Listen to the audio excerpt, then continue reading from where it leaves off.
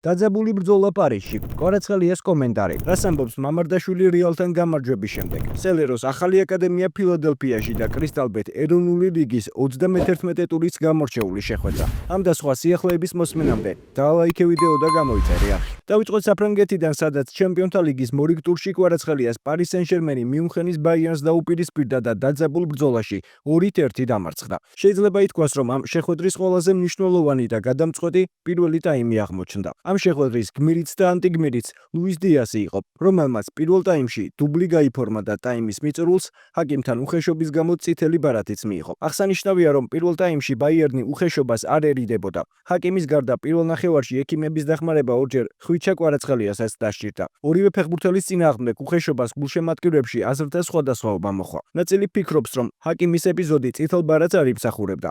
კვარას მომენტში კი ფიქრობენ, რომ ქართველის მეტოქეს მინიმუმ ყვითელი ბარათი უნდა მიიღო. თქვენ რას ფიქრობთ ორივე ეპიზოდზე? დაწერეთ თქვენი აზრი კომენტარებში. რაც შეეხება მეორე ტაიმს, პარიზელებმა უპირატესობის მიუხედავად 10 კაციან ბაიერნთან მხოლოდ ანგარიშის მინიმუმამდე შემცირება შეძლეს. შეხვედრის შემდეგ მედიასთან ისაუბრა პარიზელების შემდეგმა ხვიჩა კვარაცხელიამ და მთავარმა მწვრთნელმა ლუის ენრიკემ. ერთი შეხვედრით არ შეიძლება იმის თქმა, თუ ვინ არის საუკეთესო. ამას სეზონის ბოლოს მიღწეული შედეგები აჩვენებს. ეს მხოლოდ ერთი თამაშია და არ მგონია ეს წყვეტდეს ვინ არის საუკეთესო გუნდი. რთული შეხვედრა გამოვიდა, ცუდი სტარტი ჰქონდა და 2 გოლი გავუშვით. ეს ყველაფერი ჩვენს შეცდომებს მოჰყვა, რაც კარგად უნდა გავაანალიზოთ. ისინი ძალიან მოტივირებულები იყვნენ და უბრალოდ ჩვენზე უკეთესები და დაგვამარცხეს. ეს ფეხბურთია და ზოგჯერ მარცხდები. ბაიერნი ძალიან ძლიერია. ერთი ფეხბურთელით ნაკლებით თამაშის მიუხედავად, ისინი თავს კარგად იცავდნენ. რამდენიმე მომენტი ჰქონდა, მაგრამ საკმარისი არ იყო. თუმცა სეზონი ჯერ კიდევ გრძელდება. დემბელეს და ჰაკიმის დაკარგვა ძალიან რთულია, მაგრამ ეს ფეხბურთია და ზოგჯერ ცუდი რაღაცეები ხდება. იმედი მაქვს, რომ ისინი მალე გამოჯანმრთელდებიან. რაც შეეხება ნოიერს, ჩემი აზრით, ის ამ სპორტის ლეგენდა. მის წინააღმდეგ თამაში ყოველთვის განსაკუთრებულია. როცა ორივე გუნდი 11 ფეხბურთელით თამაშობდით, ბაიერნი უკეთესი იყო. პირველ ტაიმში მეტოქეს ბევრი საჩუქარი გაუკეთეთ და შეიძლებოდა უფრო მეტი გოლიც გაგვეშვა. მეორე ნახევარში ყველაფერი სხვაგვარად იყო, რადგან მოედანზე მეტნი ვიყავით. უნდა შევეგუოთ, რომ დღეს ბაიერნმა გვაჯობა. ველოდები როდის დაუბრუნდებით ჩვეულ ფორმას. მომავალზე ვერ ვისაუბრებ.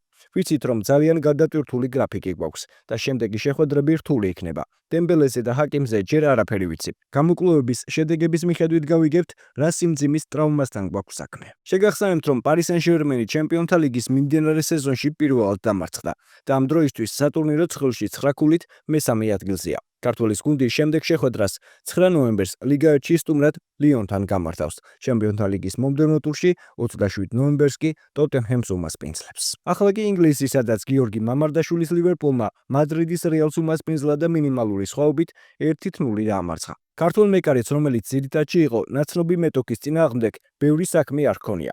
მამარდაშვილს 2 სეივი ჰქონდა და ისიც პირველი ტაიმის მიწურულს. ზედიზედ მეორედ მშრალად შენახულ კარზე შეხვედრის შემდეგ გიორგი მამარდაშვილმა ისაუბრა. კომენტარი გააკეთა ლივერპულის მთავარმა მწვრთნელმა არნე სლოტმა.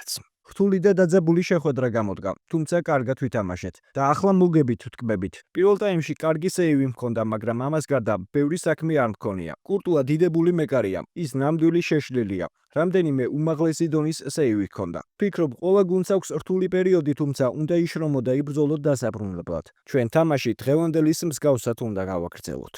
მადრიდის რეალის წინააღმდეგ ჩვენი საუკეთესო თვისებები გამოვავლინეთ. შესანიშნავად ვითამაშეთ იმ გუნდის წინააღმდეგ, რომელმაც სეზონში მხოლოდ ერთი შეხვედრა წააგო. ვფიქრობ, უფრო დიდი ანგარიშით შეგვეძლო მოგება. თამაშის წინ ვთქვი, რომ რეალმა ლა ლიგაში 26 გოლი გაიტანა. ბაპეს და ვინისიუს ერთად 24 გოლი აქვთ. ასე რომ თუ მოგება გვინდოდა, საკუთარ თავში უნდა დავრწმუნებულიყავით. ფეხბურთელებს უთხარი, რომ ვინისთვის და ბაპესთვის სივრცე არ მიეცათ და ბურთის მიღებისას მათთან გაჩენილიყვნენ. საბედნიეროდ ეს გამოგვივიდა და შედეგით სახეცია. შეგახსენებთ, რომ ამ გამარჯვების შემდეგ ლივერპული 9 ქულით მე-6 ადგილზეა. შემდეგ ტურში 26 ნოემბერს ლივერპული PSV Eindhoven's უმასპინძლებს, თუმცა მანამდე პრემიერ ლიგაში 9 ნოემბერს Manchester City-ს დაუპირისპირდება. ახლა კი ერთი კარგი ამბავი. ფილადელფიაში სელეროს აკადემია გაიხსნა. სანამ იმას გეტყვით, თუ რატომ მივიდა პირველივე დღეს 100-ზე მეტი ბავშვი ქართულ აკადემიაში, მანამდე შეგახსენებთ, რომ სელეროს შესახებ უკვე არაერთხელ გიამბეთ. მათ შორის გიორგი ძაგნიძეზე, რომელმაც ბავშვების ინდივიდუალური მომზადება 10 თვის წინ ბრუკლინში დაიწყო. თუმცა დიდი მოთხოვნის გამო გიორგიმ ამერიკელ პარტნიორთან ერთად ფილადელფიაში დამატებით ახალი ფილიალი გახსნა, უფრო დიდი მიზნებით, სადაც უკვე საკუთარი სტადიონიდან დაიწყო ბავშვების განვითარებაზე ზრუნვა. სელეროს აკადემიაში სპეციალურად შემუშავებული ვარჯიშები უზრუნველყოფს მოზარდების ტექნიკის მნიშვნელოვან გაუმჯობესებას. ნებისმიერი ასაკისთვის ოპტიმალურად დაბალანსებული ვარჯიშები, სწრაფი და რაც მთავარია, ეფექტური განვითარების საშუალებას იძლევა. ასე რომ, თუ ხართ ფილადელფიაში ან ბრუკლინში და გინდათ რომ თქვენ ან თქვენს შვილს ასაკის მიუხედავად პირველივე თვეს ჰქონდეს თვალსაჩინო პროგრესი, მაშინ დაუკავშირდით ბრუკლინში ან ფილადელფიაში მდებარე სელეროს აკადემიას. ამერიკაშიც ვაჩვენოთ ყველას, თუ რა შეგვიძლია ქართველებს. ბოლოს კი გიტოვებთ კრისტალბეტ ეროვნული ლიგის 31 ტურის შეხვედრას, სადაც დინამო ბათუმი შინ იბერიასთან 0-2 დამარცხდა. აქვე, თუ მოგეწონა ვიდეო, დაალაიქე, გამოიწერე არხი და ჩართე ეს არისხილაკი, რომ არ გამოუჩეს შემდგომი საინტერესო სიახლეები. საჭირო გაკეთდა ხორხელი ჩაწოდება და აქ ანგარიში გაიხსნება და გახსნა დღევანდელ მატჩში თორნიკე ახვლედიანმა ანგარიში რომ აკურნინოა კი აქ თამაშგარია ხორხელის გადაცემის მომენტში ახვლედიანი მცველებზე წინ იყო მეოთხე მსაჯი დღევანდელი შეხვედრისა ჯინჯოლოვამ დაარტყა და გაიტანა 49 წუთზე თბილისელები დაწინაურდნენ გიორგი ჯინჯოლოვა და ეს გოლიც ამ შესანიშნავი ფორმის ერთ-ერთი მთავარი დასტური. კიდევ ერთხელ განმეორებით უზადოდ, ულამაზესად, უძლიერესად შეძლო ამ დარტყმის განხორციელება გიორგი ჯინჯოლოვამ ისედაც ძალიან აქტიურად დაიწყო იბერიამ და უნდა ვთქვათ, რომ თითქოს ამწიფებდა კიდეც ამ მეორე ცდილობა როგორი იქნება გადარჩა დინამო ბათუმი და ზუსტად მიდიოდა კარში მეკარის წინ დაეცა ბურთი და ასეთ დროს როდესაც მეკარი ახერხებს ბურთის მოგერიებას ეს ორმაგად აღსანიშნავი ფაქტია ბრავო ახმათე თურმაინძეს თავდაჯერებულად მოქმედებენ აქ შეიძლება კიდევ ერთი გოლი გავიდეს და გადის კიდეც